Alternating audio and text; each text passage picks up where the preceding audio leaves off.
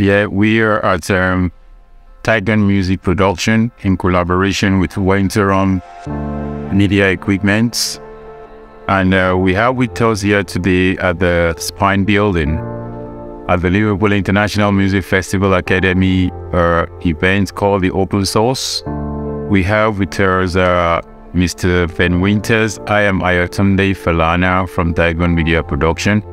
And we have with us Mr. Ben Wynter's from International Association of Independent Music.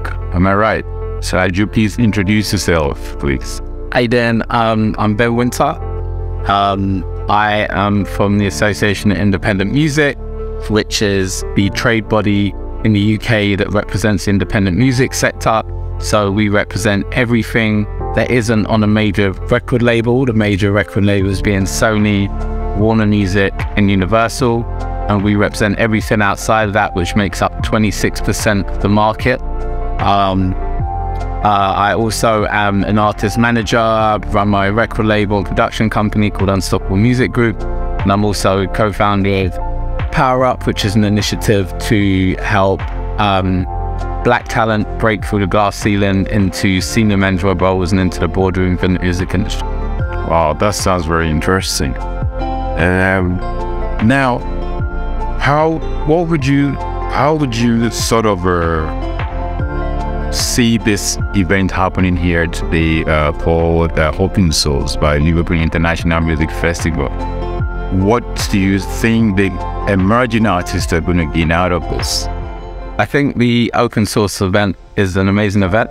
I think it's really important that, you know, the industry comes out to regions such as Liverpool. I think the fact that the Liverpool Academy have been able to put this event on and attract, you know, key players from within the region and from other regions as well, other parts of the country, especially those that are practicing in London, and bring them up to Liverpool to engage with the community here is so important. It's so important that talent in the regions in Liverpool get the opportunity to engage, get the opportunity to build relationships with the industry in London. So I think it's fantastic. And I think when you're tapping into young people, 16, 25, and you're providing them with the information that they need to succeed at an early age, it only creates opportunities and gives them the opportunity to understand the business and grow and develop within the business and hopefully go on to be successful and find their place. You know, I'm hoping that people here today will learn that there's more roles in the business than they might have thought, and that they'll learn about new roles, new opportunities, and maybe pursue some. So of what importance do you see the event today, the event we're having here today, of what importance it is to emerging artists from your own professional point of view? I think events like this are always important for emerging artists, because what it does is it allows them to hear the truth. There's a real, you know, if you go on social media and if you watch TV programs or movies, there's a perception of what the music industry is, and there's a perception that, you know, you throw out a record and it goes in the charts and you make all this money and you live the high life. And that's not the music industry. You know, it's a graft. Even the people that are very successful from a young age, they've been working from a young age. So quite often you might see, you know, a 18, 20-year-old rapper breakthrough, but guess what? They've been rapping since they were 11. You might see a singer that cuts through, but they've been singing since they were 5. You know, so I think events like this provide an opportunity to get a grounding of how the industry actually works, and also information on how to earn money from the industry, how to connect with the industry, and how to grow. So for example, I was in one of the seminars earlier, and you know, there was a gentleman from PRS here who was talking about, you know, how many of you have registered your songs, and much of the room didn't know that they needed to register their song. So, you know, the fact that he was here and able to provide the information that this is why you need to register your songs, this is how you get money from registering your songs, and if you and this is where you go to do it, and if you need help, you can contact me. And I think that is really important, that, you know, we provide understanding of the functionality of the industry. It's very interesting that you're talking about that, actually, because that is one of my main areas of importance with emerging artists. Most of the emerging artists have been collaborating with their mentor, and most of them know how to write the lyric, they know how to play the instruments, their guitar, their keyboards and stuff like that. But when it comes to music business, music publishing, royalties, copyrights and stuff like that, most of them, they don't know much about it. They don't know most of the revenue generation streams, apart from having a gig and selling CD and stuff like that. You know, most of them are not very familiar with copyrights, with royalty, mechanical rights and stuff like that. And I actually discovered that they need a lot of education in that area as well to survive, because if you don't know the revenue streams in your industry very well, I mean, how are you going to be self-sustainable to yourself? I think, you know, it's a mixed bag for me with this, because at the end of the day, if you're creative, you're not trying to be a businessman, right? You're trying to be a creative. So there's an argument that, well, why do I need $5? Why I have a manager, and that's what a manager's for, right? Which is a fair argument. But however, I do believe that whether you're a painter, whether you're a singer, whether you're a pianist, whatever you are, you have to have a basic understanding of the business that you're in, and you have to have a basic understanding of the revenue streams available to you within the art that you're working, right? And this is just so that you understand how you get paid. So for example, I mentioned I have a management company and production company and label. When you sign with my company, the first thing that we do is I show you all the revenue. So, you know, I'm very fortunate that I have relationships with PRS, I have relationships at PPL, I have relationships at all these different places.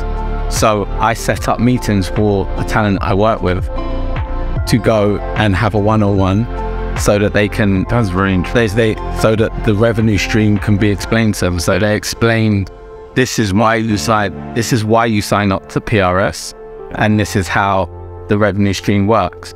This is why you sign up to PPL. This is how the revenue stream works. This is you know, booking agent. This is how the money works when you get a gig. The management takes this much, the agent takes this much, and this much goes to you. So that way, they understand how the money comes back in, even down to, hey guys, quick one. Would you like to shoot more YouTube or TikTok content? Now, my name is Wendy and we shooting all these videos of Wentorum Vlogging Kit. If you want your YouTube or TikTok studio in the back, check the link down below and see what it can do to grow your following. Now back to our main guest. Distribution will sit down and they'll get, you know, the information on, this is how it works, the distributor takes this much, and then the rest of it gets split in this way, and so on and so forth. So that way, they have a basic understanding of their money. They know that, okay, I get PPL payments, I get PRS payments, I get royalties that come in from my streaming income. So they know where it's all come from. I get my live, I get brand partnership revenue, I get sponsorship revenue, so they understand where their money's coming from. Now, some talent are really interested and they're like, okay, I want to grow and I want to understand this, and, you know, eventually I want to sign artists and I want to do, so they'll really dive into it. Others are like, yeah, okay, I don't want to know this. I know it now, and that's enough. I don't want to know anymore. Can you handle it for me? To be honest with you, I think all artists to have a little bit of a tint of it, you know, at least, because so you know where your money is going. Yeah, exactly, and so that you don't get ripped off.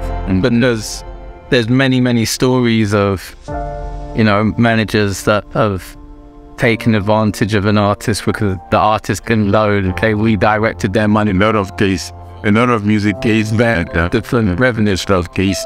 And the artist never knew because they never knew that that was a revenue stream. You're right.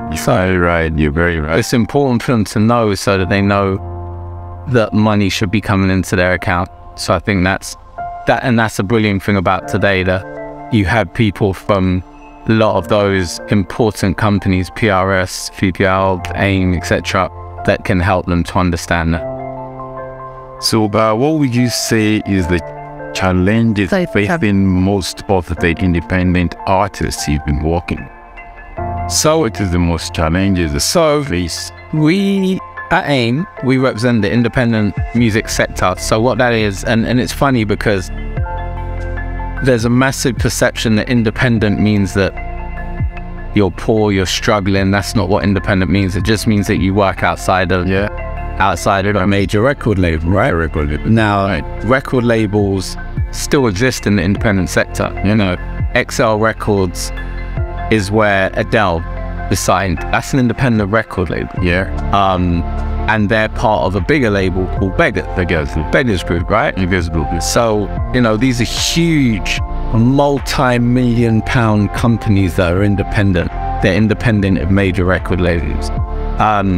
So we represent everyone from the self-releasing emerging artists in their bedroom that's putting out their first song, to these major record labels that are really interested in, you know, government policy and such like.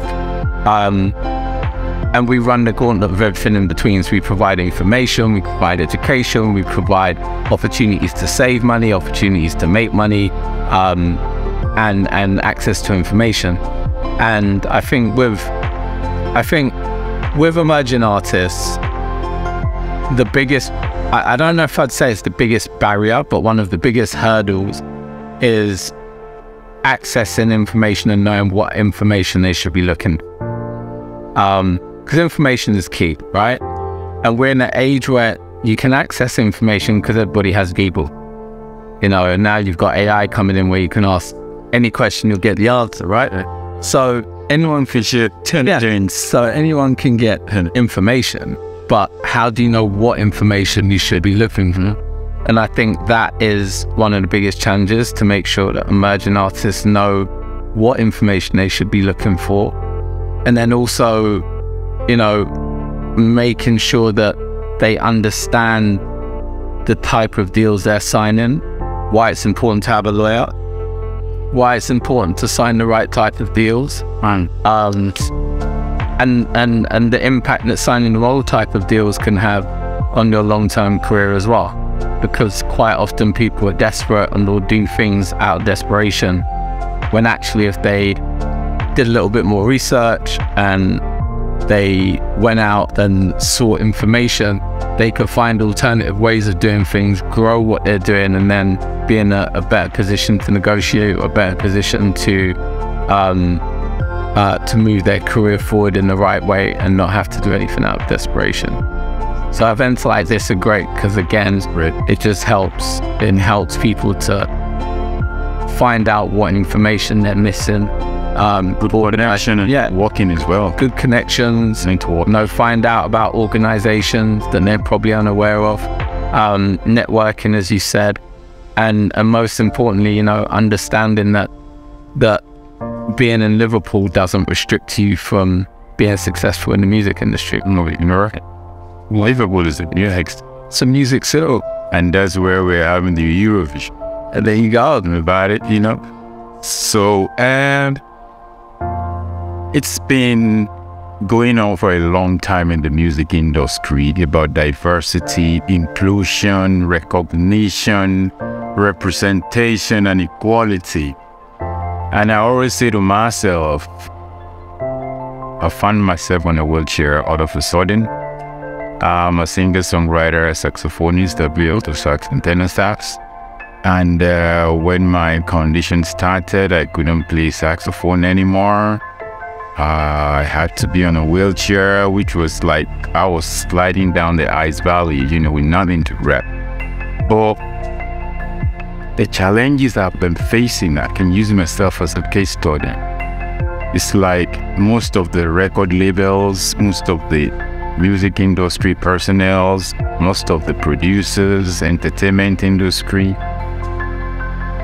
What do you think, personally, as a music industry person, that need to be done to give talented disabled performing artists chances and opportunity to achieve their own dreams as well? I just think there needs to be more engagement. I think sometimes the industry forgets that the product that they're selling is people, and because they forget about the people side of the product, they forget to engage. And I think if there's more engagement, then that's how you find solution.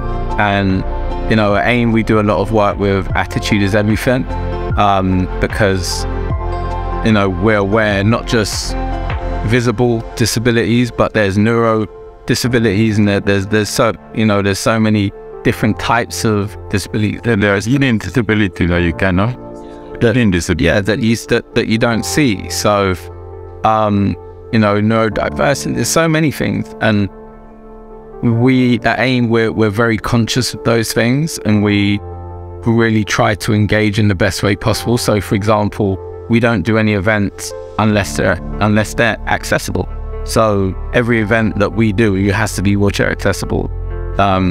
Any venue we use has to be wheelchair accessible, and that's for a visible disability. But that's, again, we do that because we do a lot of work with Attitude is Everything, and this is something that they pointed out to us, so we've taken it on board and we're like, okay, we need to do better. And that's because we're engaged. And I think if more companies, more organizations, more people engage with organizations such as Attitude is Everything, who are there to represent people with visible and non-visible disabilities, then it helps people that might not be informed as to what they need to do to become informed. And everything is about education, whether it's gender, whether it's ethnicity. When you're talking about inclusivity, it's all about education, and it's about understanding the problems that exist and then looking at the solutions around them. So I don't have the answer. I don't have the answer. Funny enough, because I'm slightly open to, I was speaking to a lot of music industry personnel or representatives, people from the various aspects of the industry about stuff like this, and then I discovered that even the record labels, you know, most of them, the big ones, Universal Music, Warner Music Group, BMI, Spotify, Buttersell, I think they need to create a platform or a department for talented disabled musical performing artists. They need staff to study how to work with disabled. They need to know the extra length disabled people go to acquire the skills to perform music, to play music. I have a friend who doesn't have hand, he plays guitar with his leg. I have another one who doesn't have hand, he plays guitars with his teeth, or, you know, one that is blind on the keyboard and stuff like that. They face extra challenges. And I think if you face extra challenges, the industry needs to create a very good springboard for them to be able to get up, you know, like fast tracks, people that will work with them, get the best out of them, see them through all the barriers they are facing and stuff like that. I think, you know, I think a lot of the independent labels are quite engaged. But again, you know, when you're an independent label, you're a smaller company, even as a beggar, you're smaller than a Sony, right? So you're able to maneuver and change policy and adapt. I think some of the larger labels, I don't know what goes on in all the larger labels, so I couldn't say whether they are engaged, whether they're not. I can think that Sony I've seen Sony do some really good stuff. You know, I don't know if you're aware of DJ Semtex, who has a visible disability in terms of, you know, he's got one arm and he DJs, and when he's cutting, he cuts with his mouth whilst, you know, he's incredible. And then you've got, and then there's a young lady who went through the internship program, who was wheelchair bound and went up and ended up going up into working at one of the labels and stuff. So I know there's things that are happening there, but I don't know if it's enough. More, I think they did. Yeah, I don't know if it, because I spoke to an industry personnel, music industry person. They was telling me, oh, talent speaks by itself, disabled or not disabled and stuff like that. I said, look, brother, you ain't in their shoes. I'm in part of their shoes because I'm a wheelchair user, and I know when I even goes to festivals where I face. In 2013, 2014, I was the one that advocated for a wheelchair platform with the Liverpool International Music Festival, and they took it on board. Because if a disabled person is in a music concert or festival, once anybody stand right in front of you, your view is gone. Your view is gone, and then they need an elevation for them to be at massive music festivals, so they can be above the ground level more than other people. And Yawushi took it on board with the Liverpool International Music Festival team, and that's why anytime they're on Sefton Park, they always have that platform for disabled people, and they roll their wheelchair up the ramp, and then that's got done. Yeah, stuff, you know. And finally, Mr. Ben, what professional advice would you give between the 16 to 25 years old emerging musical performing artists that are here today at the music event here? For anybody that's not in Liverpool alone, beyond Liverpool. Yeah, for anyone that's attending open source and even beyond, my advice would be follow your passion. You know, I think you get the greatest joy out of doing the things that you love. And, you know, I'm really fortunate that I've always followed my passion. I've worked in music my whole life. I've worked in media my whole life, TV, film, music. And you know, it's not been an easy journey in order to make my hobby my profession. But my hobby has bought my house. My hobby has bought my car. My hobby is what I wake up and do every day and get paid for. So not everybody can see it. Not everybody would do what they didn't like to live in sometimes. Please, so it gives you purpose. So I'd say follow your passion, because your passion is going to be built into your purpose, and your purpose is what's going to give you happiness. So start with your passion, identify what that passion is, follow that through. That will help you determine your purpose. Once you're living and walking in your purpose, we'll find happiness, and that's the goal. Yeah. So if you're listening, emerging artists, you hear what Mr. Ben have said from A.I.M. Thank you so much for giving us your time to Tigon Media Production, and we really appreciate and value everything you've given us on this program. Thank you. Anytime. Thank you for having me. I appreciate it. Thanks, brother. Thanks, man.